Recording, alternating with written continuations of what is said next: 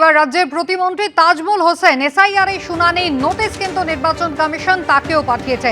কথা বলবো, আমাদের প্রতিনিধি সমক লাহিড়ী রয়েছেন আমাদের সঙ্গে। সমক, কি ধরনের অসঙ্গতি তার নথিপত্রে রয়েছে, তাজমুল হোসেন নিজেই বা কি বলছেন?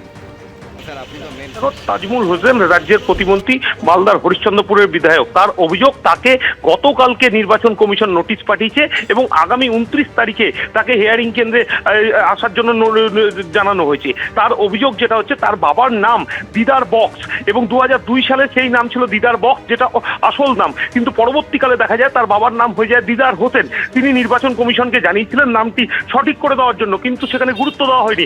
এরপর তিনি বেশ কয়েকবার নির্বাচনে প্রতিদ্বন্দ্বিতা করেছেন। বর্তমানে তিনি রাজ্যের মন্ত্রী, তার পাসপোর্ট রয়েছে, কিন্তু তাকে নোটিশ করা হয়েছে তিনি যাবেন এবং তিনি রীতিমতো ক্ষোভ প্রকাশ করেছেন। তার অভিযোগ, রাজনৈতিক উদ্দেশ্য চরিতার্থ করার জন্যই এই নোটিশ করা হয়েছে। তার অভিযোগ, নির্বাচন কমিশন এবং বিজেপির বিরুদ্ধে তিনি অভিযোগ করেছেন এবং তাকে মেলাইন করার জন্যই এইভাবে নোটিশ করা হয়েছে। এর বিরুদ্ধে তিনি আন্দোলনে নামবেন বলেও জানিয়েছেন এবং তিনি পথে নামবেন। কুসুমিতা, ধন্যবাদ। তাজমুল হোসেন প্রতিমন্ত্রী, তিনি ইতিমধ্যেই নোটিশ পেয়েছেন, তাকে শুনানির জন্য ডাকা হয়েছে। কি বললেন নোটিশ পাওয়ার পরে, দেখুন। তোমাকে গতকাল রাত্রে আমি যখন দেখতে পেলাম আমার মোবাইল খুলে যে আমার নামে আবার হিয়ারিংটা এসছে, হিয়ারিং অর্থাৎ আমার কাছে এই নোটিশটা এসছে। এই নোটিশ আসার ফলে আমি খুবই ক্ষিপ্ত, কারণ যে আমি 1978 সাল থেকে আমি একজন পঞ্চায়েত থেকে দাঁড়িয়ে 2003 সালে নির্বাচিত হলাম। আবার 2006 সালে আমি বিধায়ক হিসাবে দাঁড়িয়েছিলাম। আমাদের যে নির্বাচন যে কমিশন যে আছে, সেই নির্বাচন কমিশন সমস্ত রকম ডকুমেন্টস আমার দেখা সত্ত্বে তারপর আমি দাঁড়িয়েছিলাম ভোটে। যদি কোথাও যদি খুঁত থাকতো, কোনো ভুল থাকতো, তাহলে অবশ্যই আমি দাঁড়াতে পারতাম না। তা সত্ত্বেও এখন আজকে আমাকে হিয়ারিং করতে হচ্ছে। আমি এখন 2026 4বার আমি প্রতিনিধি এখানে দাঁড়িয়েছি এবং 3বারের বিধায়ক। তা সত্ত্বেও আমাকে হয়রানির শিকার। তাহলে বুঝতে পারছেন যে আমাদের সাধারণ মানুষের অবস্থা কি হচ্ছে। এসআইআর আবহে হিয়ারিং হয়রানির অভিযোগে দিকে দিকে জ্বলছে আগুন। আর এই আবহে এবার শুনানি কেন্দ্রে তলব করা হলো দক্ষিণ 24 পরগনার মথুরাপুরের তৃণমূল সাংসদ বাপি হালদারকে। সাগরদিঘির বিধায়ক বায়রন বিশ্বাসকেও পাঠানো হয়েছে শুনানির নোটিশ। শুনানিতে ডাক পড়েছে মুর্শিদাবাদের আরেক বিধায়ক এবং প্রাক্তন শ্রম প্রতিমন্ত্রী জাকির হোসেনকেও। গোটা ঘটনায় ইতিমধ্যেই রাজ্য রাজনীতিতে এখন প্রবল চাপানোতর। রাজ্য জুড়ে এসআইআর এর শুনানি প্রায় শেষের দিকে। হিয়ারিং হয়রানির অভিযোগ দিকে দিকে। সাধারণ মানুষের একাংশকে চরম সমস্যার মুখে পড়তে হচ্ছে। চলছে প্রতিবাদ, কোথাও কোথাও প্রতিবাদের নামে আবার গুন্ডামিও চলছে।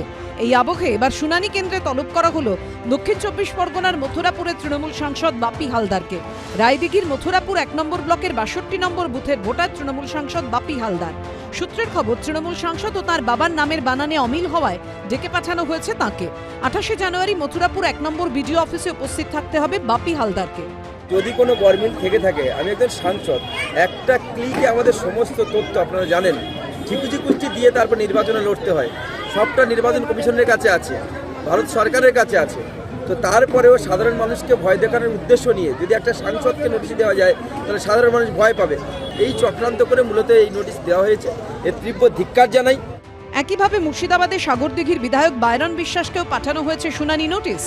সাগরদিঘির বিধায়ক বায়রন বিশ্বাসরা 6 ভাই বোন। নির্বাচন কমিশনের নিয়ম অনুযায়ী একজনের নামের সঙ্গে 6 জনের বেশি নামের ম্যাপিং করানোর জন্য সেটা লজিক্যাল ডিসক্রিপেন্সির অন্তর্গত। তাই শনিবার শামশেরগঞ্জ বিডিও অফিসে তলব করা হয়েছে বিধায়ককে। 2023-এর বিধানসভা উপনির্বাচনে মুর্শিদাবাদের সাগরদিঘি থেকে সিপিএমের সমর্থনে কংগ্রেসের টিকিটে জিতেছিলেন বায়রন বিশ্বাস, কিন্তু 3 মাসের মধ্যে কংগ্রেস ছেড়ে তৃণমূলের শিবিরে নাম লেখান তিনি। আর এবার এসআইআর আবহে শুনানি কেন্দ্রে তলব করা হলো তাঁকেও। এই নিয়ে বিজেপি ও নির্বাচন কমিশনকে একবন্ধনীতে রেখে চক্রান্তের অভিযোগ তুললেন সাগরদিঘির বিধায়ক। নির্বাচন কমিশন এটা ছেলে খেলামু করছে, এটা ভয়ের সৃষ্টি করছে, আতঙ্কের সৃষ্টি করছে। এটা বিজেপির সম্পূর্ণ চক্রান্ত। আগেই ওদের একটা টার্গেট দিয়ে দিয়েছিল যে প্রায় 1.5 কোটি ভোটার বাদ যাবে। তো আমরা কোনো মতে এসআইআর মানছি না, মানব না। এসআইআর শুনানিতে ডাক পড়েছে মুর্শিদাবাদেরই আরেক বিধায়ক ও প্রাক্তন শ্রম প্রতিমন্ত্রী জাকির হোসেনেরও। মুর্শিদাবাদের সুতির বাসিন্দা হলো 2021 সালে বিধায়ক হওয়ার পর থেকে জঙ্গিপুর পুরসভার 20 নম্বর ওয়ার্ডে স্থায়ীভাবে থাকেন তিনি। সূত্রের খবর, সুতি থেকে জঙ্গিপুরে বাসস্থান পরিবর্তন করার জন্য জাকির হোসেনকে শুনানির নোটিশ দেওয়া হয়েছে। 28 জানুয়ারি রঘুনাথগঞ্জ 1 নম্বর ব্লকের শুনানি কেন্দ্রে হাজির হতে হবে তৃণমূল বিধায়ককে। দেশের লজ্জা, বাঙালির লজ্জা, ভারতবর্ষের লজ্জা। আমার 2002 সালে নাম আছে, 2025-এ নাম আছে। গণতন্ত্রকে ধ্বংস করা হয়েছে এবং নির্বাচন কমিশন কোথায় অধিকার পায় যে একজন মানুষকে তার নাগরিকত্ব দিবে এবং না দিবে কি দিবে না নির্বাচন কমিশন নির্ধারিত করবে। বাইরন বিশ্বাস হোক আর জাকির হোসেন হোক বা যে কোনো মানুষ হোক, তারা যদি তাদের কাছে ওই 11টা ডকুমেন্টের মধ্যে ইসির দেওয়া একটা ডকুমেন্টও যদি না থাকে, তাহলে তাদের কাছে নোটিশ যাবে। আমি সেই আসানসোল দক্ষিণের বিধায়ক, কিন্তু আমার বাবা মার কাছেও নোটিশ গেছে যে আপনাকে ডকুমেন্ট দেখাতে হবে। যদি কোথাও ডিসক্রিপেন্সি থাকে, আপনাকে হিয়ারিংয়ে যেতে হবে। সব মিলিয়ে হিয়ারিং বিতর্ক শেষ হওয়ার কোনো লক্ষণ নেই। রাজীব চৌধুরীর রিপোর্ট, এবিপি আনন্দ। বেলডাঙ্গায় দুদিন ধরে তাণ্ডব চলার পর অবশেষে মুর্শিদাবাদের মৃত পরিযায়ী শ্রমিকের বাড়িতে গেলেন তৃণমূল সাংসদ ইউসুফ পাঠান। কিন্তু এত দেরিতে কেন, উঠছে সেই প্রশ্ন। আর জানিয়ে শুরু হয়েছে রাজনৈতিক তরজা। मैं यहीं पे था, मैं हमेशा से यहाँ पे हूँ।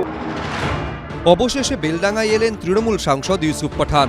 দুদিন ধরে চলা নৈরাজ্যের 48 ঘন্টা পর ভিন রাজ্যে পরিযায়ী শ্রমিককে খুন ও মারধরের অভিযোগে প্রতিবাদের নামে শুক্র ও শনিবার তাণ্ডব চলেছে মুর্শিদাবাদের বেলডাঙ্গায়।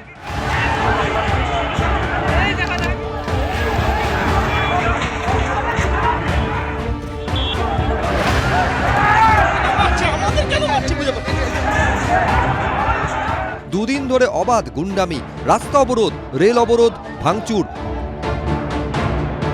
সংবাদ মাধ্যমের উপর আক্রমণ, কিছুই বাদ যায়নি।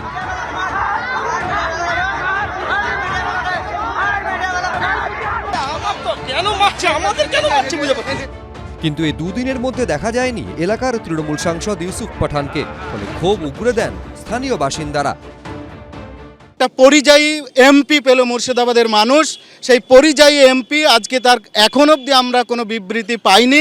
আমরা মোটামুটি ওনাকে ইলেকশনের বাজারে দেখেছি, তা আজ পর্যন্ত আমাদের আর চোখে পড়ে না। অবশেষে দুদিন পর দেখা মিলল বহরমপুরের তৃণমূল সাংসদের।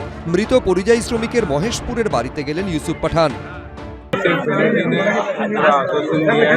आपके घर से एक आदमी को या उनका बीवी को काम करेंगे, होमगार्ड में, पुलिस का नौकरी में, सरकारी नौकरी में काम देंगे।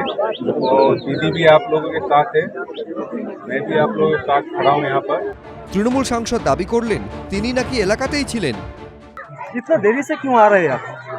मैं यहीं पे था, मेरे ख्याल से आप लेट पहुँचे हैं। मैं हमेशा से यहाँ पे हूँ और हमारे जो रिप्रेजेंटेटिव है, हमारे एमएलएज है, वो हमेशा ग्राउंड पे काम करते हैं। सब कुछ ठीक है यहाँ पे। और ममता बनर्जी और अभिषेक बनर्जी ने फैमिली के एक इंसान को जॉब देने के लिए भी कहा है। उनका जो बच्ची है उसकी पढ़ाई के लिए भी ध्यान दिया जाएगा। যোগী জি বা আমাদের স্বরাষ্ট্রমন্ত্রী অমিত শাহজি এলেন বলেন বহিরাগত, কিন্তু ওই শত্রুঘ্ন সিনহাজি আমার সাংসদ বা ইউসুফ পাঠান বা কীর্তি আসাদ, যারা আর কি ওই দেখা যায় না, আমরা ওই নিরুদ্দেশ নোটিশ দিয়েছি ভবানী ভবনে, তাদেরকে দেখতে পাওয়া যায় না। হঠাৎ করে যদি ইউসুফ পাঠান, এতগুলো ঘটনা হয়ে গেল, এতগুলো শামশেরগঞ্জ হলো, বেলডাঙ্গার এতগুলো অশান্তি হলো, রায়েট হলো, ওনাকে দেখতে পাওয়া গেল, আজকে হঠাৎ উনি গেছেন, তো সাধারণ মানুষ এবং সংখ্যালঘু ভাইরা জিজ্ঞেস করবেন যে আপনি এতদিন কোথায় ছিলেন। প্রবল সমালোচনার মুখে রবিবার মৃত পরিযায়ী শ্রমিকের বাড়িতে গিয়ে পরিবারের হাতে আর্থিক সাহায্য তুলে দেন তৃণমূল সাংসদ ইউসুফ পাঠান। সঙ্গে ছিলেন বেলডাঙ্গার তৃণমূল বিধায়ক হাসানুজ্জামান। अपने चुनाव में बार बार ऐसे होता है, अब क्यों नहीं आते हैं?